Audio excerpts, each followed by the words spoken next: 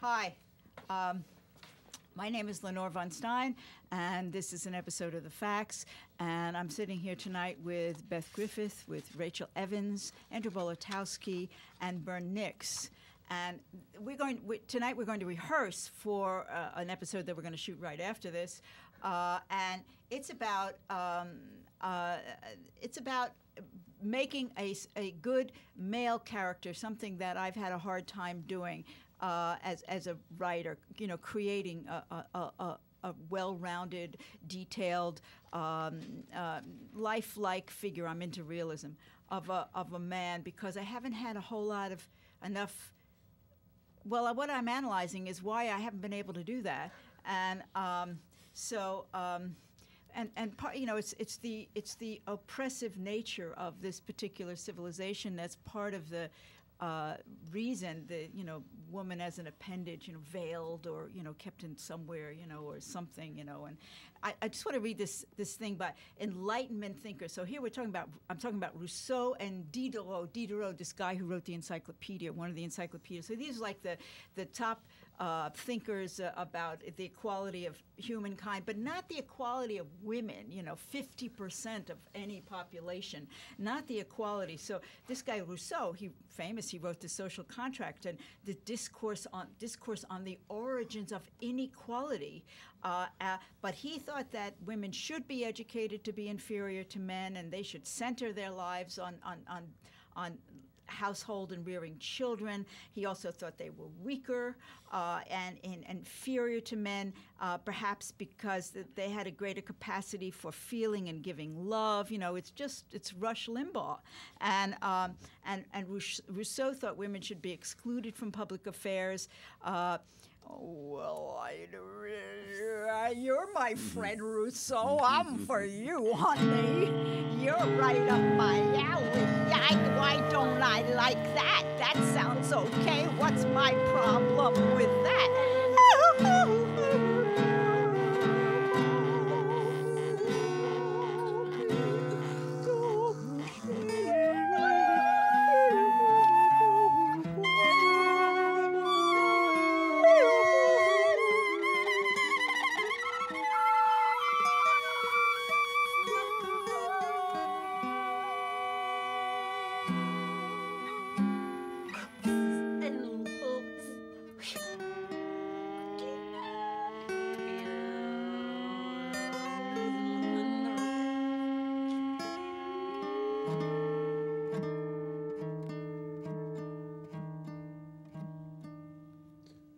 So let's rehearse this thing called Willie Vaughan.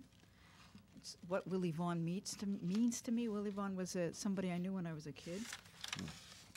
And I knew him throughout my childhood, but never very well. But I always felt I liked Willie Vaughan, and still like him. And in a calm way, it's an okay kind of person way. So what's the cue? It's a built-in cue, right? Mm-hmm. Should I count it, or we're just going to do it, right? Should we count it, do it twice, or? I don't know. Let's just do it and see what happens. Let's just do it and see. I have a sense of adventure. All right. Okay. And we know what that means. Okay, well, here we I are. don't, but. You'll find out.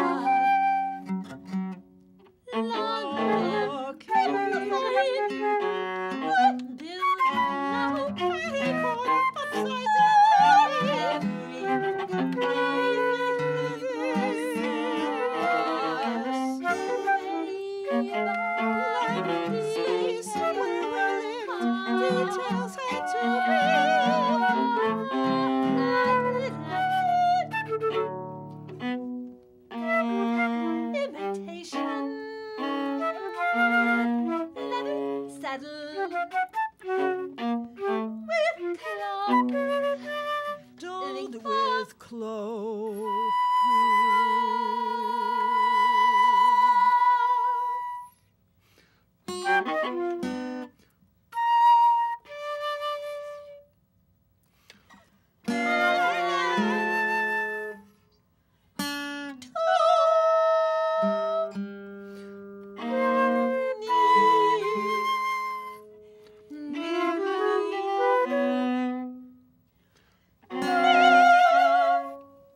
Or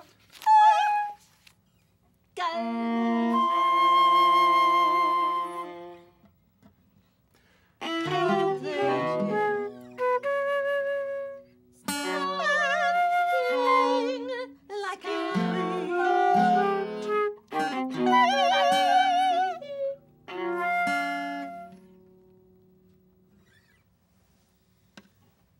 well, I never got to the end of the Home Against Home. We What? try it again. Yes, let's try it again. Thank you. I was afraid to say that. But Willie's there to protect you. You don't have to be afraid. That's right, I don't have to be afraid. Okay.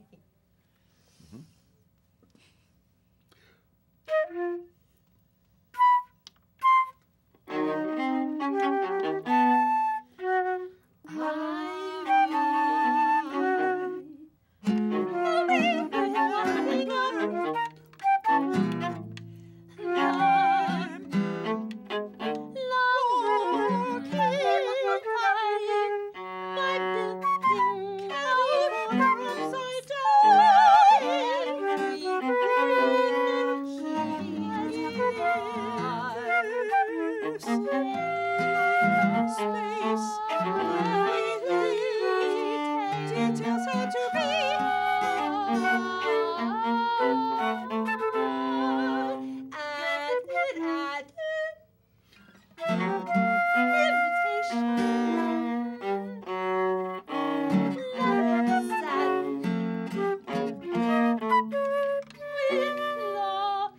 dulled with clove.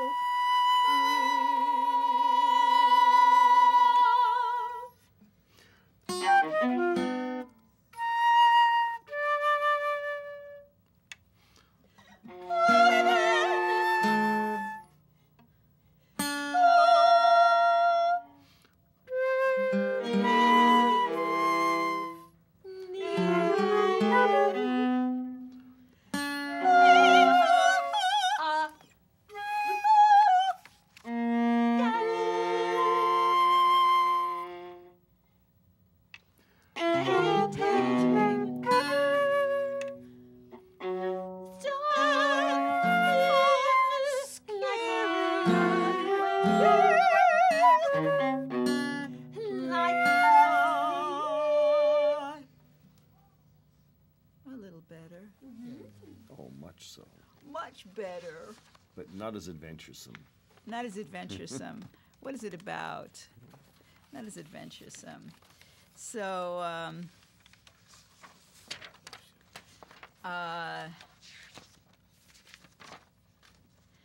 this guy Diderot, who I mentioned before, Diderot also one of the members of the Enlightenment thinkers, founders of ideas that are in place.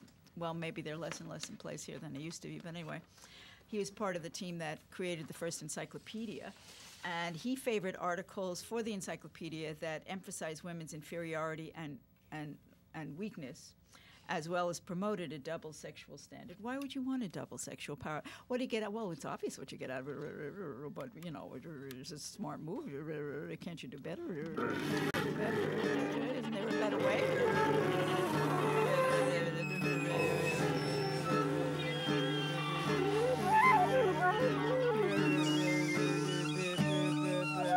He had pictures of lower class and middle class women, but he didn't have any articles on them. He had some articles on upper class women and economic activities.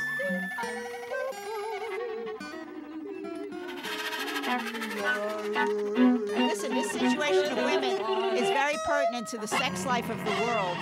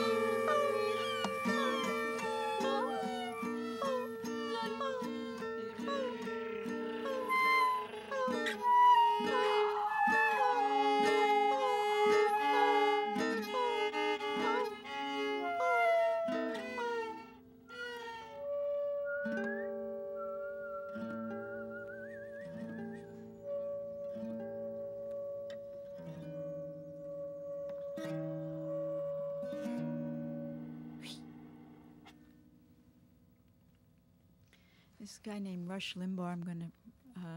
Rush Limbaugh, there was a student, a law student, who he called. She testified about how women should be provided free birth control, and or people in general, men too, I guess, free birth control. And Rush Limbaugh called her a slut, and said she's having sex so much, she needs so much birth control, which is absolutely absurd because the amount of time you're having sex, the amount of birth control you need, it's not necessarily connected or hardly connected at all. I mean, you take the pill anyway, but I mean, so.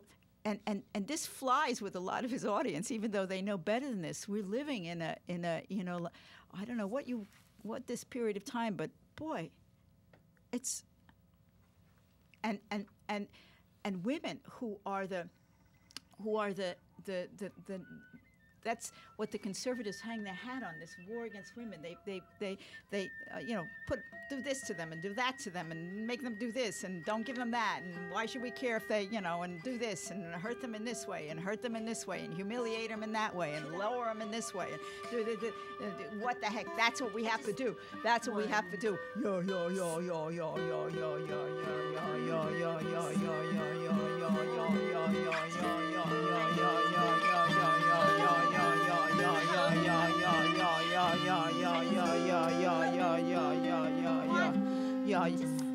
So I'm thinking, this problem I had writing a male character was because, maybe I didn't have enough sympathy. I was worried that I didn't have enough sympathy. I didn't have enough sympathy.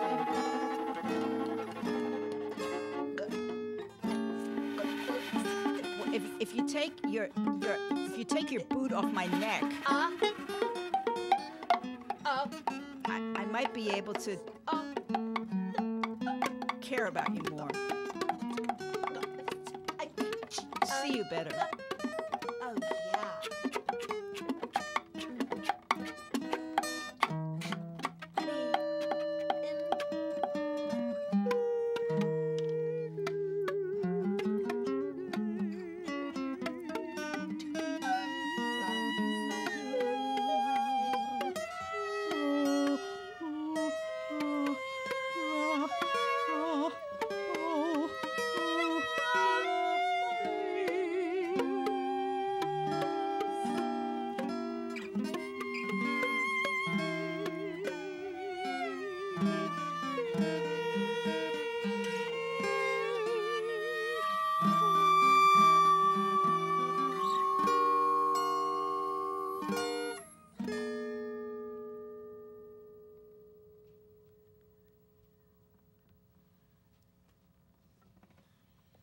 Play this, work on this piece, Criteria.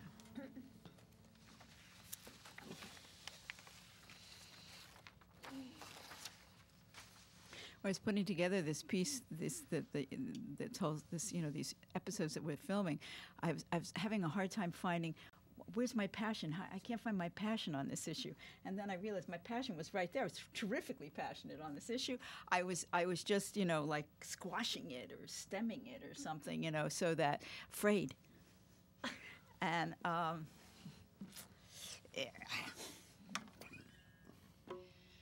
so this has a built-in. Oh no. Flute plays bass, bar 7. And then, yes. You don't have that? Okay. She does now. She does now. Okay, so try bar 7. Okay, I'll give you bar 7.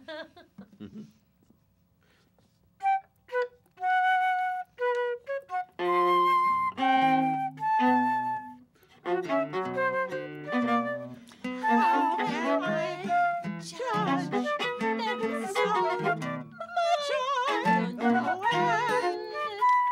I don't want to take the time.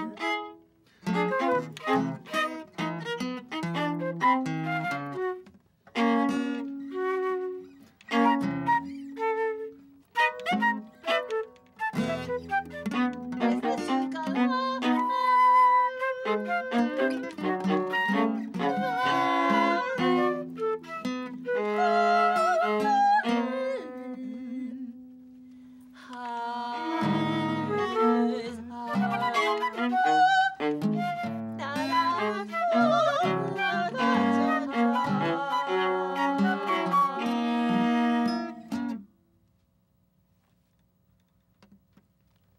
just was MIA for a little bit there.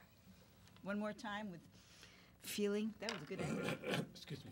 Okay, wait. He has to engage his feelings here. Hold on. Okay, here we go.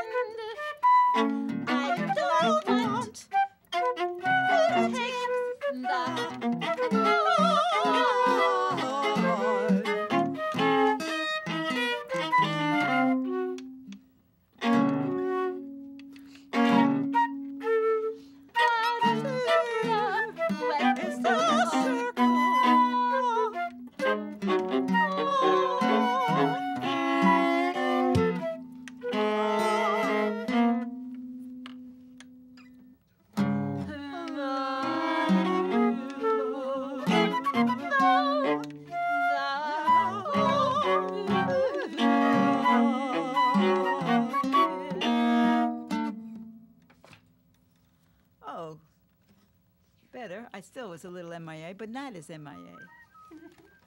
Spirit. Spirit. I always feel very pithy on that piece, like I just, like diddy bopping, on that piece. And there's this another 18th century, the same time these guys were saying this stuff, there was this chick named Mary Wollstonecraft who wrote A Vindication of the Rights of Women and argued that to confine women to a separate domestic sphere was to make them sensual slaves of men, and that as victims of male tyranny, women could never achieve their own moral and intellectual identity. She said that denying good education to women would impede the progress of all of humanity. It ain't just a faster race. My winning is your losing is my winning. There's something else, another way these things could be organized. And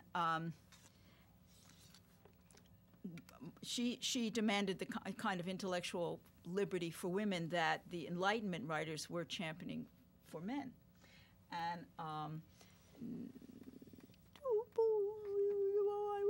oh, freedom, oh, freedom, oh, freedom, oh, for me, and before I'll be a slave, I'll be buried in my grave and go home to my Lord, and I'll be free.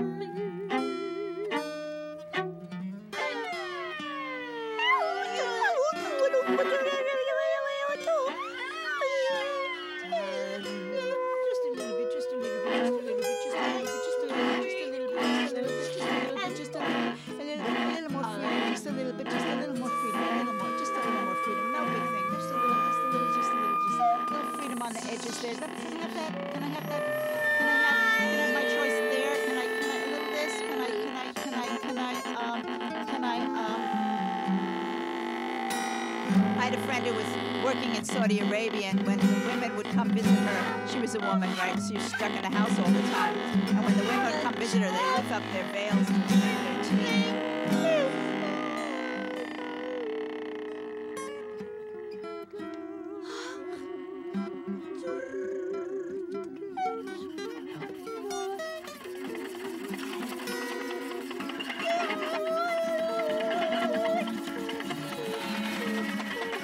Why is that modest to veil me? Or what does that have to do with modesty? What does it have to do with how I dress?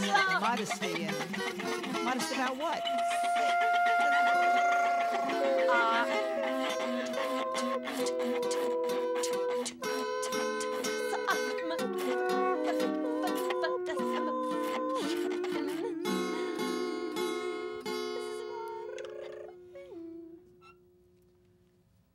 Try relaxed.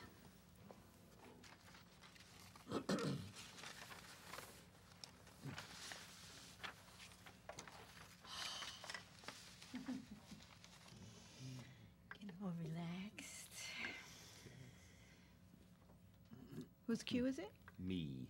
Bar 19. Twice. Okay. So we should make some noise That, before you start, right? Is that why you have it twice? I don't know. I guess so. I have it twice.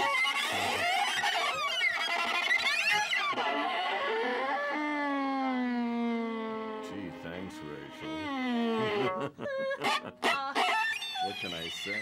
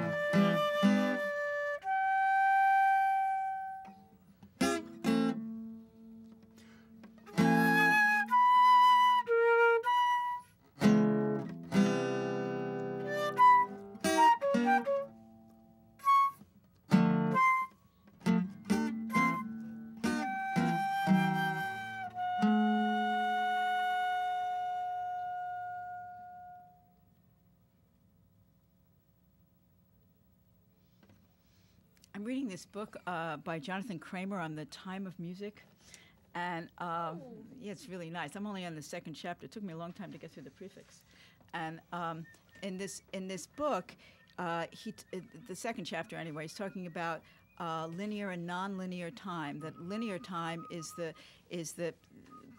set up a progression of you see the you set up something that develops, like you develop from one thing to another. And nonlinear time is something, this is my paraphrase from not much study, is some overall aspects of the piece that are some, have to do with the time. Music and time is, I'm not doing it. But anyway, this piece, it's not really linear, is it? I mean, there's no linear motives in here. I mean, one thing isn't setting up. It may be setting up, but it's not repeated. You hear one thing that's repeated in this, right? Well, That's true. But it's not really. It's not theme. Develop the theme. A lot of modern music isn't written that way, and that's so. I wish I had. What do you? Help me. no. Was it that in my part? Yes, That's yes, certain, that's like a, yes. This it's like a motif or something. or Yeah. this, but this idea of linear time, this moving forward Yeah, in this progression, beginning, middle, end, in this Western progression. Spaced. And modern music, all music doesn't always no music has just that. Gee. But Well, time can early bend. music, Baroque music, would sort of have a baseline that progressed, and you follow that, and then things were built around Continue it, or on. it was very much central. Where, contemporary music or 20th century music certainly just started to expand and just harmony driven Right, no music, harmony. and a lot of it was harmony driven. I think And then, the structure, right? Yeah, well, I'm just thinking about that how like the space and time can bend or something. It's like continuum. Okay. Yeah. And I'm getting signals that we're close to the end of the rainbow We're out of here. time. We're out, we're to see, to be beside, to be